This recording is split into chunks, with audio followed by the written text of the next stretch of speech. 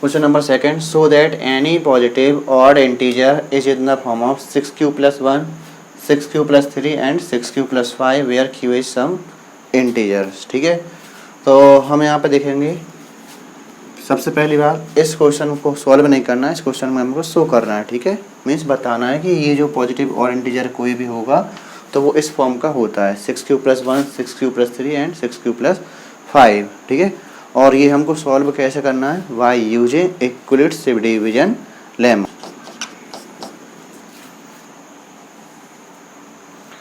तो let a B any positive odd integer.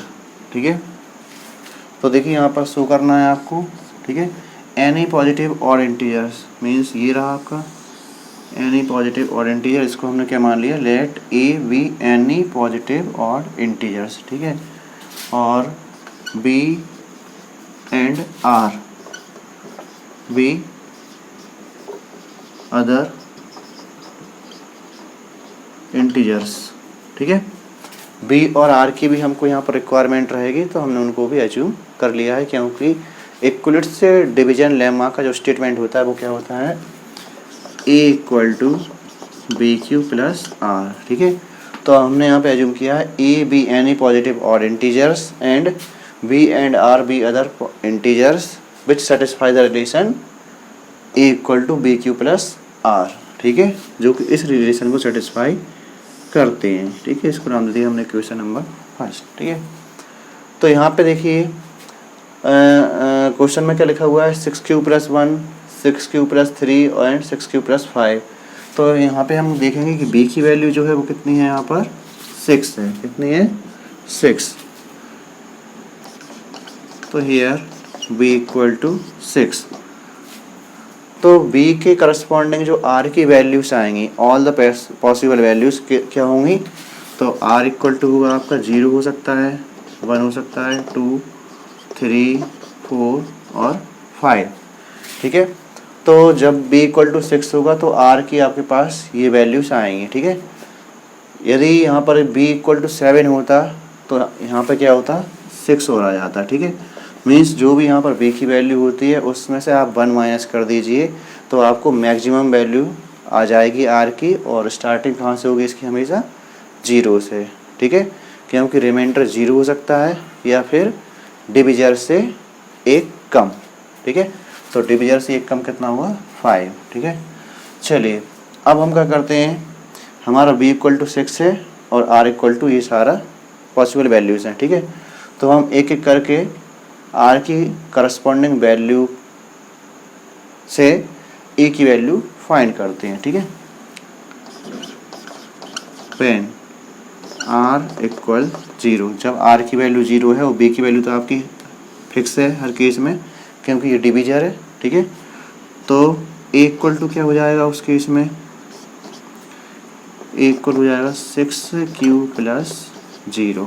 ठीक है, सिमिलरली जब r इक्वल टू क्या होगा 1, ठीक है, तो a की वैल्यू क्या आ जाएगी, 6q+1। ठीक है, जब r इक्वल टू 2 होगा तो a इक्वल टू कितना हो जाएगा, 6q+2। जब r की वैल्यू 3 होगी तो a की वैल्यू क्या आएगी आपकी, 6q+3। जब r इक्वल टू क्या होगा 4 तो a इक्वल टू हो जाएगा 6q+4, और जब r इक्वल टू होगा 5 तो a इक्वल हो जाएगा आपका 6q+5।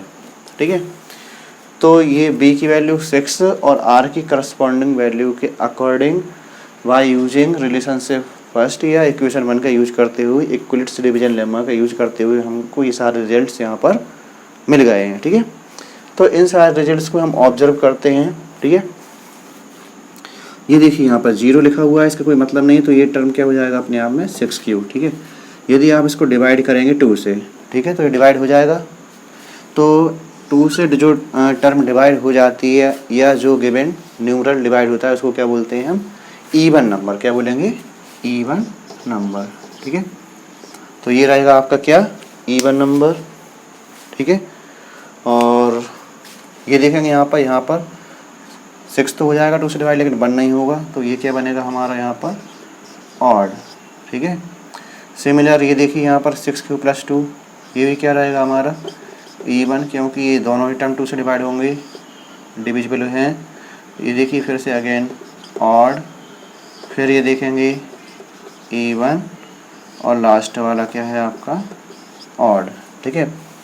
अब आप इन सभी रिलेशन को ऑब्जर्व कीजिए, या ए की जो वैल्यूज़ हैं वो ऑब्जर्व करना है हमको, ये सारी, ठीक है। तो यहाँ पर देखेंगे 6³ + 1, ठीक है। ये वाला जो जब r = 1 है तो ये वाला हमको क्या मिलता है ऑड, ठीक है। और ये देखिए ऑड नंबर एक यहाँ पर भी है, और एक और ऑड देखेंगे आप, एक यहाँ पर भी है हमारे पास, ठीक है। तो by observing all the values of a, है ना, all the possible values of a, ठीक है।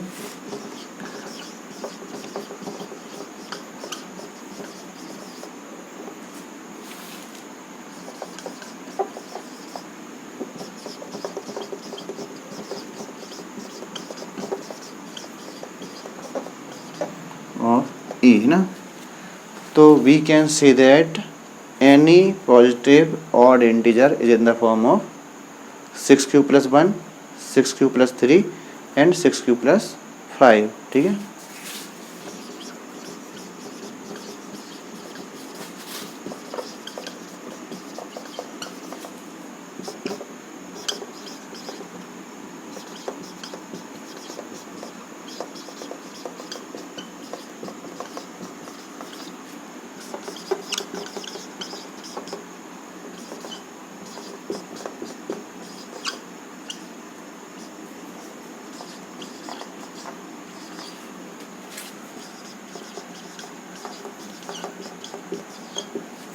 तो ये आपका क्वेश्चन सॉल्व हो गया, ठीक है।